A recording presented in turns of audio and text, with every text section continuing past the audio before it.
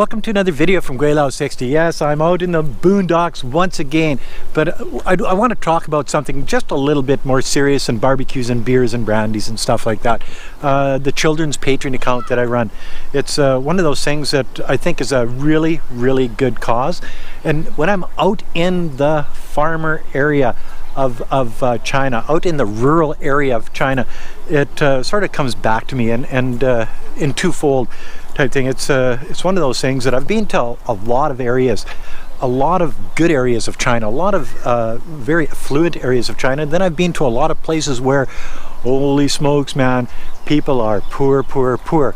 They're happy, yes, but they're still poor. One of the things I really notice in China is you can be in the middle of a city of 7 million plus people, and a half an hour later you can be walking through rural China where it's quiet, it's clean, there's vegetables, there's chickens running around, there's big geese running around, there's fish in the ponds.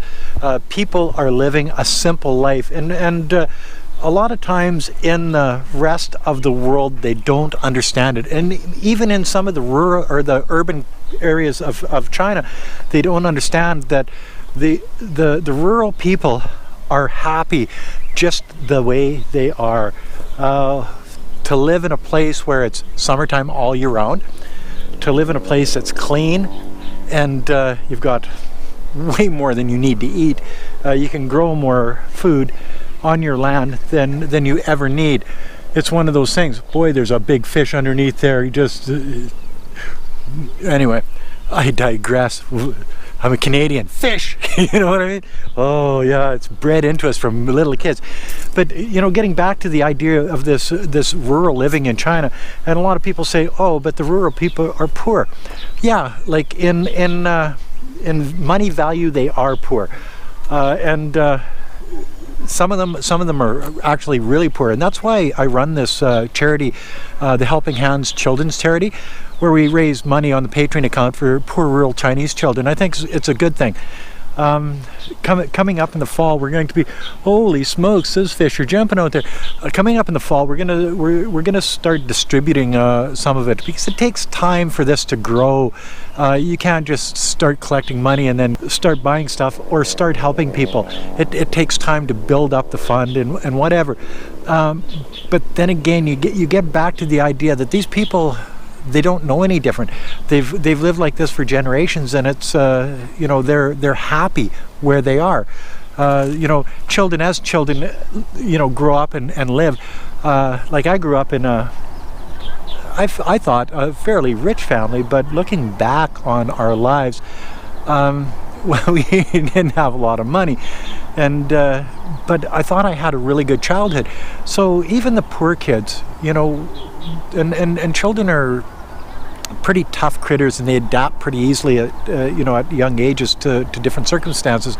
They, even if they grew up poor, just as long as they've got good family, happy parents, happy aunts and uncles, people around them, friends that they can play with and stuff, they've got enough food on the table, and they're not really wanting for anything, it makes their childhood not bad. When you get into school age, when you get into secondary education, that's where you sort of notice that life is not as fair as you thought it was as a child. And everybody goes through that, where, you know, oh, going to school, and then you get out of school and say, oh shit, work? Now what am I going to do for a living? How am I going to educate? How am I going to pay? Then you got a family, you got kids. How am I, you know what I mean? So that's I think where this Helping Hands Children Foundation comes in, helping them through school, helping them get to the point of secondary education, and helping them through that secondary education so they can make not only their lives better in the future, but their children's lives better. And as we do that, maybe their children's children will have a better life.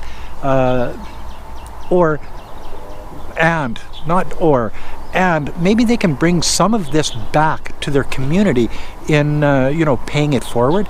So you know, that's probably one of the reasons why I do. Well, that's one of the main reasons why I do this charity. What's your name? 雷新月。什么？雷新月。雷西月。哦，你好，雷西月。Hi. Hello. Oh, we got a shy one.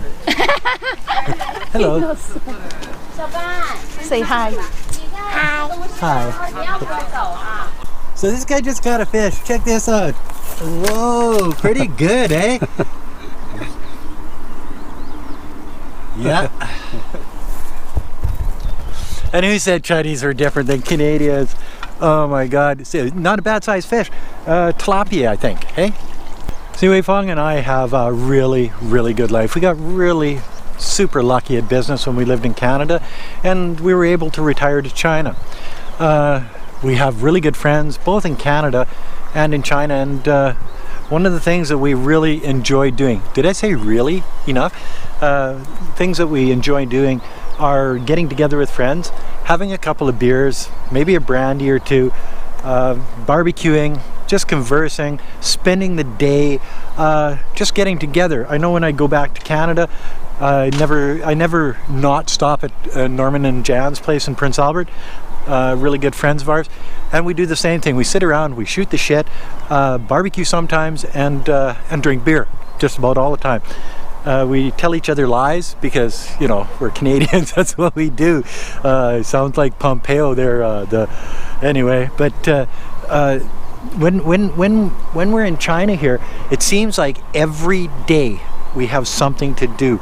We've been in China about 8 months now, give or take a little bit of time in Thailand and Malaysia, and all of that time we've been hanging out with friends, either friends in China or friends in Thailand. It doesn't seem to matter where we are. We always run into good people, and we end up going on adventures with these people, and it's one of those things that I don't know whether we've got a horseshoe shoved up our ass or what the hell it is, but look around. Look, you guys watch my world. I love being me. You know, if I had a choice of picking a life out of 1,000 different people's lives, and you have to understand, we're not rich by any means, but we have enough to get by in a normal real world. But because of the friends, the family, the people we know all around the world, this YouTube channel, our lives are really, really good. I would pick my life over, I think, just about anybody else's life in the world, just for the fact that I love living it. It's one of those things that this is exactly where I want to be, in southern Guangxi province in May 2020. And that's another video from Gweilo 60. If you like this video, as always, like, comment, subscribe, push that share button. Thanks for watching. Oh, don't forget to hit the bell. Don't forget to resubscribe, because you know YouTube and my subscribers, they keep deleting you guys. It's pitiful, but it's the way it is. And never forget to put a couple bucks in the children's Patreon account. It's for a good cause. All they need is a helping hand. Poor rural Chinese children. Help me help them. Thanks for watching. Bye now. Okay, now we're stealing a raft on this pond, and it's Wu Jiao's fault, because not my fault. It's your fault. You're not doing it. Like, I would never do anything. You made me like, do it. Yeah, well, can't trust those Chinese guys, eh? Okay, well, what you got to do is you got to stay. Look at him. Stay low. Okay, no, you got to stay low. Well, yeah, you push away, and we're off. We're off. Oh God, if we don't get back alive, send money to my family on my WeChat account. Oh, look. Oh, we're gonna get, if we get caught by the people that own this thing, we're fucked, eh? Oh well, life could be worse. I'm just gonna sit here. Wei Kwang can see us now. She just give a shit. Oh, I tell you. Oh, look at where we can go. So Daniel, here's a raft from the Qing Dynasty, and you could probably get on that and ride it back to like the historical, you know what I mean. No, see, I've got my own Chinese guy with a stick. The fuck? So no, we have not been drinking very much. This is what happens when you go out to the barbecue in the middle of freaking nowhere and you find a raft that people say, well, if you can't take the raft, well, why would they leave it there? Yeah. So this is pretty neat. So you didn't want to take that little raft, eh? No. Why not? Scares you? You don't think it would hold your fat ass or what? Yeah, I'm a fat ass. Not fat as you though. Oh, that's bullshit. Like, here, I'll take a picture of his fat ass. Oh yeah, there we go. See? Yeah, super fat ass.